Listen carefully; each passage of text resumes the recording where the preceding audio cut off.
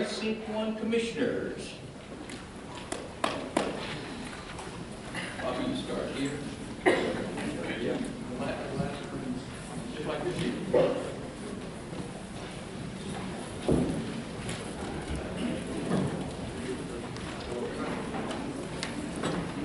Bobby? Mr. Crittenden, we'll start off with this question. Do you think the additional revenues brought in by future Ellis County growth will offset any future county tax increase, or do you think an increase in the tax rate is inevitable? I don't see an increase in the tax rate being inevitable now. I think that, yes, the growth of this county would help us on additional revenue, but as of right now, I don't see an additional tax increase in the future. I'm sure they like hearing that. That's the way I feel. I'm a physical conservative, and I feel like I'm going to do everything I can to make cuts everywhere we can without having to raise taxes. That's the way I feel about it. I mean, if I'm going to run a budget right, that's how I want to do it. You want to go to Washington? Oh, I haven't gone that far. Hey, Randy, why are you running as a Republican, and how have you supported the Republican Party in the past? Well, I've always voted Republican. My parents were conservative, which my parents and their parents were business owners. If you're a business owner, then you know what a Republican can do for you. A lot of my constituents that are still in business, I'm retired now, I've been for 3 years. A lot of my constituents are thinking, you know, when a Democrat's in there, I said, my business seems to do better. Well, I've looked at that on a realistic side, and it seems like we do better whenever a Republican's been in there and fixing the problem. About that time, a Democrat got elected and rode it all the way to the beach. So, you know, it's hard to say that, you know, who's fixing it, but I know who's fixing it. The Republicans line up with my Christian values. I'm not a politician. I'm what you would call a politician. And I would like to say that, you know, the Republican Party lines up the most with my Christian values. I'm not happy with what we've been sending to Washington lately. They tell us one thing, they get down there, they change their mind. I'm not that kind of person. If I tell you something in here, I'm going to tell you based on what I'm giving you from my heart, and I'm going to back it up. David, next question for you. Bobby, the next question to you. If elected, will you pursue having one of the 2 monthly commissioner court meetings rescheduled back to an evening meeting so that working people will have a chance to attend and voice their opinion on any subject matter? Well, you know, that was addressed, I think, in the last commissioner's race, and right now we've got 2 monthly meetings, the second and fourth Tuesday at 2 o'clock. What I would like to do is talk to my constituents, get their input, see how they feel, kind of do a poll to see how many people would actually come to a meeting. Because right now, if anybody's been to a commissioner meeting, there's not that many people that come. I would like to take a poll and see exactly how many people would show up. Okay, thank you. Randy, if elected and when you're sworn into office by taking an oath to defend the Constitution, how are you going to show us that you will turn those words into action and defend the Constitution? Well, our country was founded on the Constitution, and I feel that within the last 8 years or 7 years that our Constitution has been trampled on. I believe in our Constitution. Without the Constitution, we don't have a set of guidelines to follow as Christians, as business owners, and as taxpayers. I believe in the Republican Party because they line up the closest with fixing what's wrong with our country. But I'm not up here to tell you that, hey, we need to do this, we need to do that. I'm up here to tell you that I want to look at the issues that we have in our country, the issues we have in our county, and put a common sense practice to it. I've owned a business for over 25 years. I've worked for that business for 38 years. Our country, our county, it's all a business.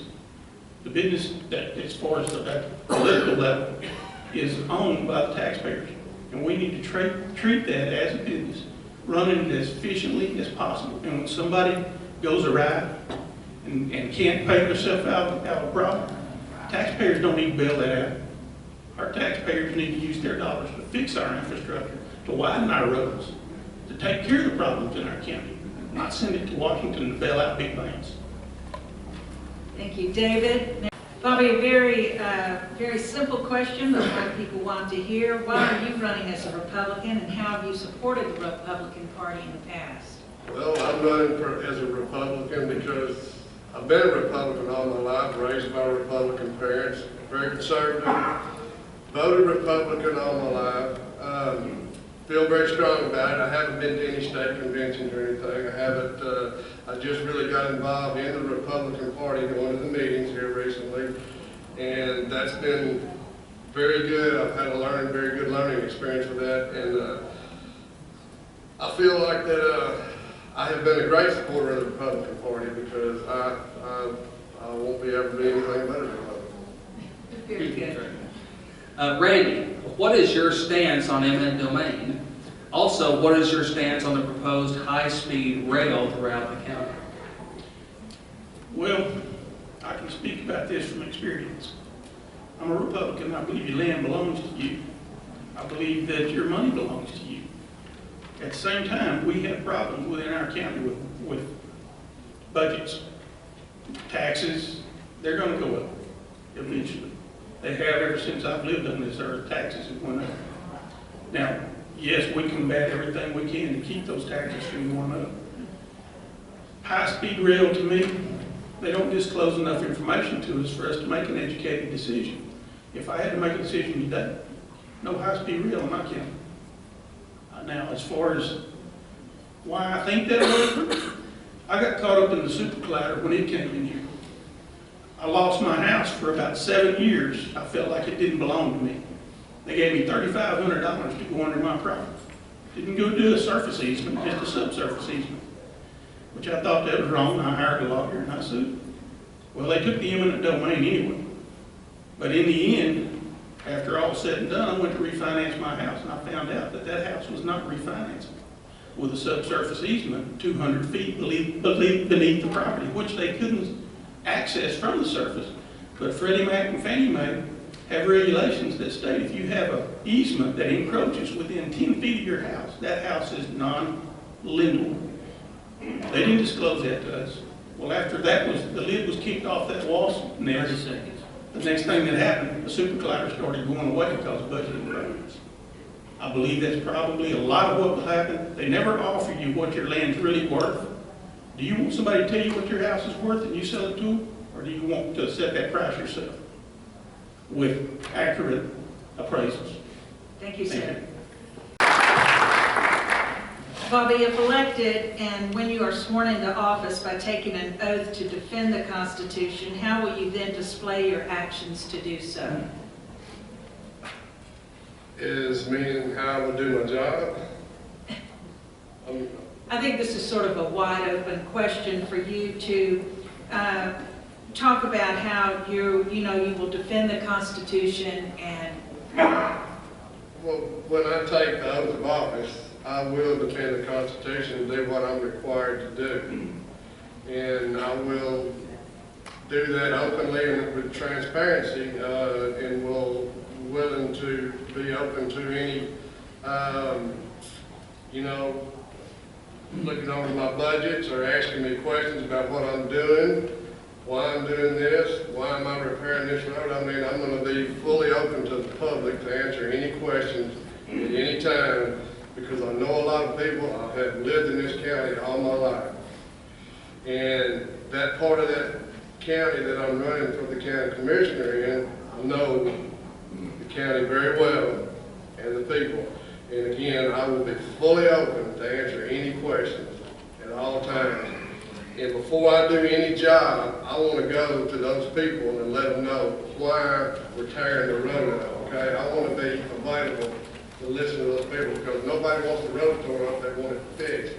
But we got to tear up the road and fix it. Randy, what is your position regarding illegal immigration? I have 30 minutes. 2 hours, you got 2 hours. Like I say, I was a contractor for 25 years. I owned my own business, and I seen this deterioration come. I mean, I was called a dinosaur. I was one of the last to ever start subcontracting my work out. My family's worked up to 125 employees at one time. Well, the more immigration came in, illegal immigration came in, then all of a sudden those jobs that our kids were trained to take started going away. And in doing that, the quality went down. I kept on just like a dinosaur, keeping my head down, eating trees. But the next thing that happened was your competition starts that, then you've got to compete with that. There's a way of fixing this. You know, these people that are coming across are hardworking people that are coming here to work. That's not the only illegal immigrants we have coming across that border. I know people in Mexico, through hunting down there and spending time in Mexico, that there are terrorists coming across our border. It sounds scary, but they're there and they're coming across. The cartel takes money and brings those people through. They make more money bringing them through than they do the illegal immigrants that are coming here to work. These people are hard workers. They come here for one reason. They come here to better their families. Our government, they get the proper documentation, even though it's illegal. They sign up, their tax dollars are going to Washington, but that money doesn't go into the Social Security program. That money does not go into our county, into the regular tax, where our taxes would go into the internal revenue. That money goes into a slush fund because it can't go to a Social Security number because there is not one. We've got a problem because even the illegals are saying they're losing their jobs to new illegals that are coming across. So you know you got a problem when the illegals are complaining. You can't fix that. All we've got to do is start. Thank you. I think that's fine. Bobby, what is your stance on eminent domain? Also, what is your stance on the proposed high-speed rail through the county? Well, I do not want the high-speed rail because it's not going to generate any revenue for us. I've been going to those meetings over there, this rolling tax thing that Marty Hiles talks about. I don't see how it can generate that much revenue for us. Number one, it's going to take some homesteads from some people that have had them for over 100 years, 100 years, excuse me. And it's going right, how would you like to live next door to a 200-mile-an-hour train running every 30 minutes? No, I wouldn't want to do that, and I don't want anybody to have to do that. I'm attending these meetings because I want to be more knowledgeable about what's going on and do everything I can to help fight this. So,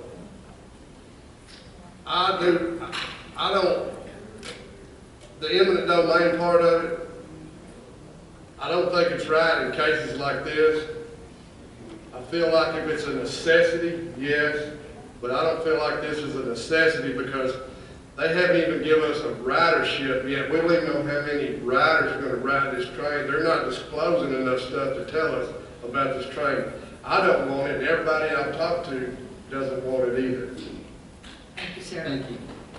Randy, if elected, what is your plan to keep your constituents continually informed of the activities occurring in your commissioner district?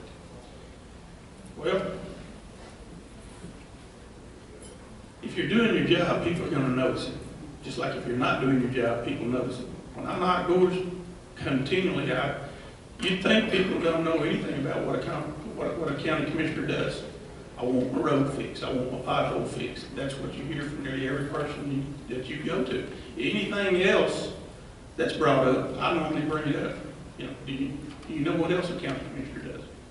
And then I start going into it and telling them what you actually do. Yeah, I believe in openness in any business, especially when the business is owned by taxpayers. I believe that we need what our president now calls transparency, but we need true transparency. If I tell you something, then I expect you to call me and ask me why it didn't get done if I told you I want to do it. But at the same time, I hope that when I'm elected that I will do what I've told you I'm going to do with the taxpayer dollars that we have in. And the best way to pay for new roads, wider roads, we need wider roads. The best way to pay for that is to encourage business growth in our town, in our county. We don't have enough business here. Businesses pay taxes, believe me. I can show you the tax filings that I've done that will back that up. And for every business, that business pays enough taxes to cover what 20, 30 homes pay in some instances. So if we can encourage, be friendly toward businesses, encourage them in our county, this can offset where our taxes are going without causing higher taxes on our homeowners. Thank you.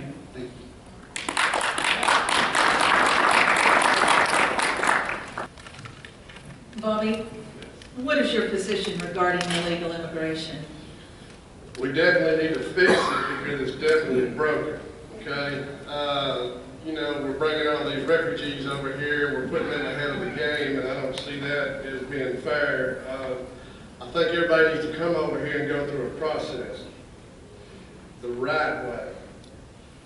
Gain citizenship the correct way, okay? Pay their taxes, pay their fines. If they want to be a U.S. citizen, they need to come here and understand what it's like to do that instead of just come over here. It's definitely broken. I don't know how to fix it or how they're going to fix it, but we definitely need to do something about it sooner than later because it's creating a huge problem and it's only going to snowball and get a lot bigger than it is now. Thank you, sir. Thank you. Randy, we've talked about centralizing equipment and supplies. What's your position on that?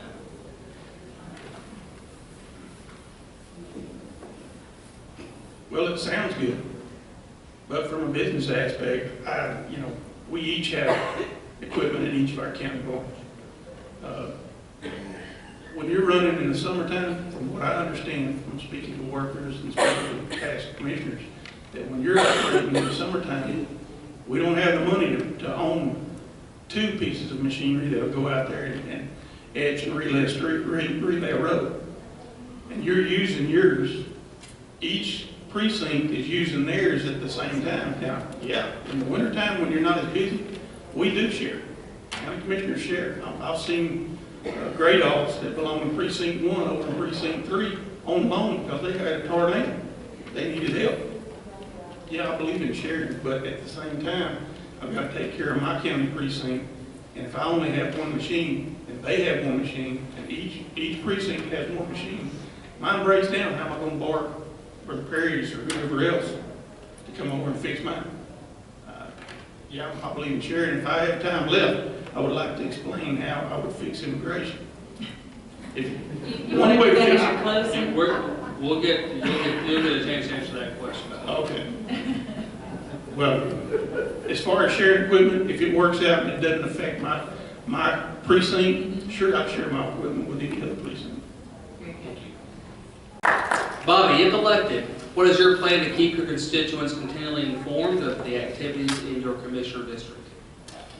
Well, I will have, my plan is to have meetings, town hall meetings, get them together, tell them what my plan is. I've got to get in there and assess the situation on the roads, along with that courthouse over there too, okay? So with my constituents, if I'm gonna go in, I'm gonna tear up a road, I'm gonna send them all letters. I'm gonna say, look, we're gonna tear your road up between here and there, we're gonna do this road construction, we're gonna do this. I want them informed because I want them to know ahead of time before we go out there and they see that equipment and that brand new white Mercedes is dirty. And they're gonna wanna know why and how quick can I get their road fixed. I'm gonna be open and transparent. I want them to know everything that's going on, when I do it, and why we're gonna do it. Thank you. Randy, if elected, will you pursue having one of the 2 monthly commissioner court meetings rescheduled back to an evening meeting so that working people will have a chance to attend and voice their opinion on any subject matter? Sure. I get up early, I go to bed late. It doesn't matter to me.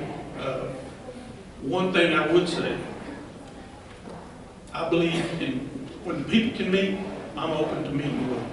At the same time, I'm dismayed at the amount of people that vote in our precinct. You know, we have over 20,000 people in my precinct that are registered voters. And from all past history, I'm seeing there's going to be 31, maybe 3,400 people vote.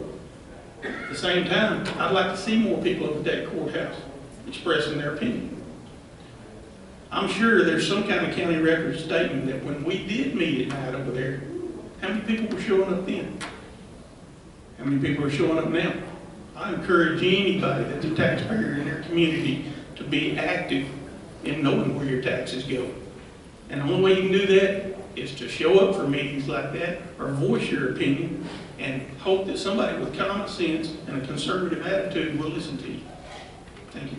Thank you. Number 9. Bobby, all right, what's your position regarding the centralization of equipment and supplies? I've listened to several of them talk about it.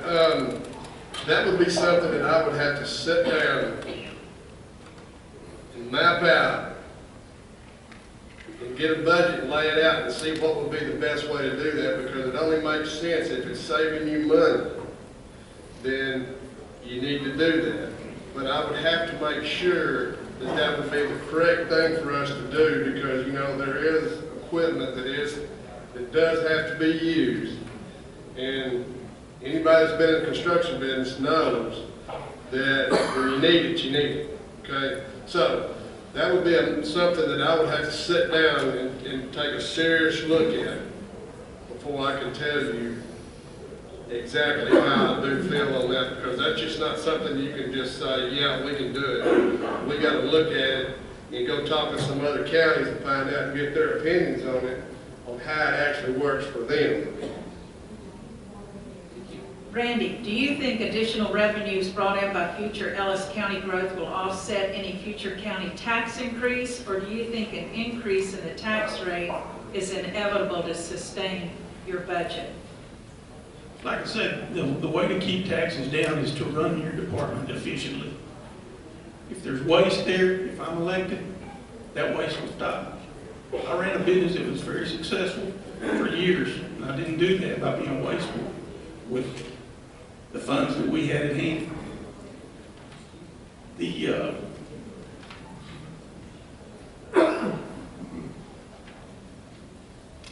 forgot the second part of your question, I believe. Basically, people want to know if you think a tax increase is going to be necessary.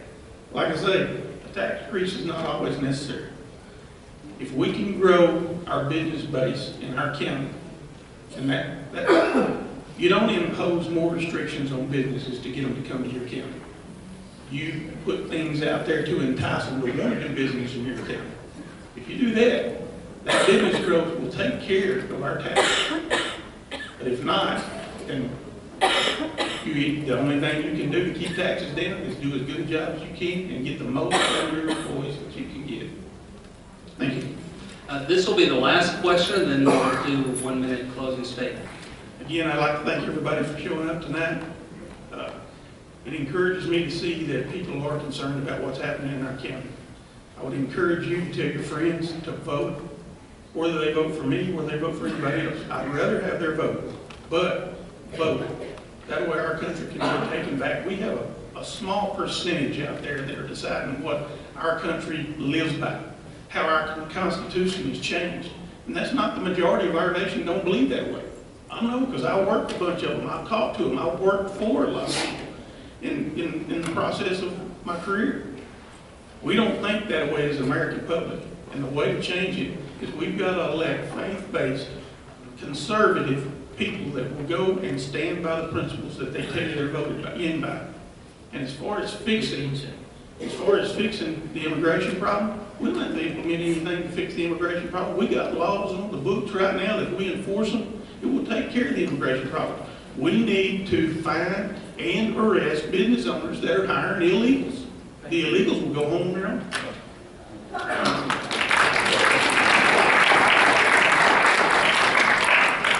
Again, thank everybody for coming out and listening to us. Thank y'all for moderating the program.